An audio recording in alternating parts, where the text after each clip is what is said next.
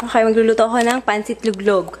Hindi ko alam kung ano tawag sa inyo, basta pansit luglog yung tawag sa amin. Minsan maliit yung noodles o minsan malaki. So, most of the time, pansit yung bihon ang ginagamit ko. Yan, luto na siya. Bali, pinakuluan ko na siya. So, kailangan nyo nyam. Shrimp.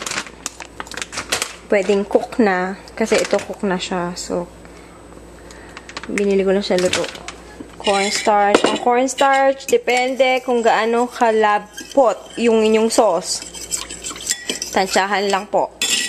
Itlog, carrot, celery, green onion, optional yung celery, cabbage, dinikdik na chicharon, at saka yung ang tawag dito, yung galunggong, tinapa yung ayan, himay na siya. Nabibili siya ng ganyan na eh.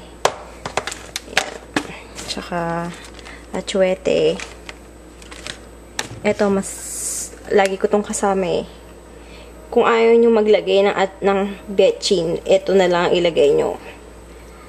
Beef bouillon. Yan. Siyempre, bawang at saka sibuyas. Okay, so una, gisahin natin yung bawang at sibuyas. Tapos, sunod natin yung shrimp. Okay, nag-igisa ako ng bawang at sibuyas. Sunod natin yung repolyo.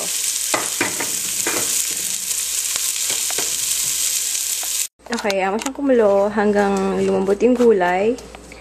Kasabay ng paglagay mo ng beef bouillon. Siguro mga 2 kutsara. Beef bouillon. Pwede ka na din maglagay ng asin at saka ng betchin kung meron ka nito. So, ayan. Iaan mo siyang kumulo. Then, lagyan natin yung ating atsuete. Pag kumulo na siya. Okay, kumukulo na siya. So, lagyan natin atsuete natin. Well, alam nyo naman na atsuete ay pampakulay. So, kailangan ma-orange para mukhang masarap. Okay, yan. Ganyan ang kulay niya. Tapos, lagyan natin yung ating cornstarch. Or, ano ba sa English sa Tagalog ang cornstarch? Gaw-gaw? Gaw-gaw nga yata.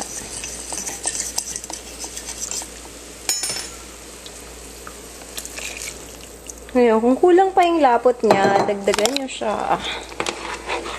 Ayan.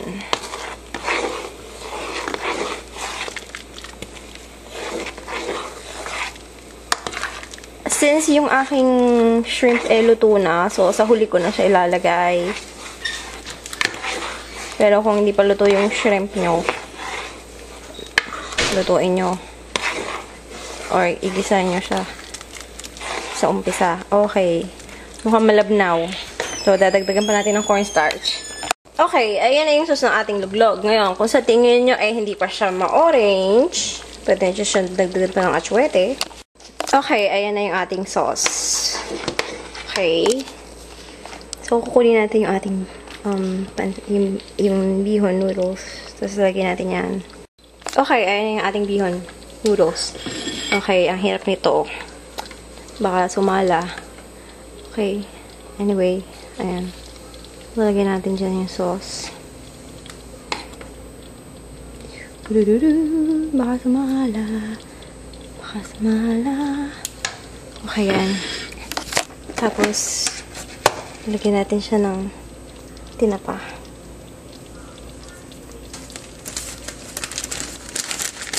Lalagyan natin siya ng chicharon.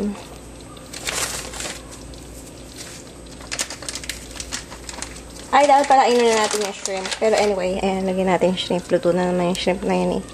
Ayan. Tapos, itlog. Okay. Tapos, may natira akong green onion kanina.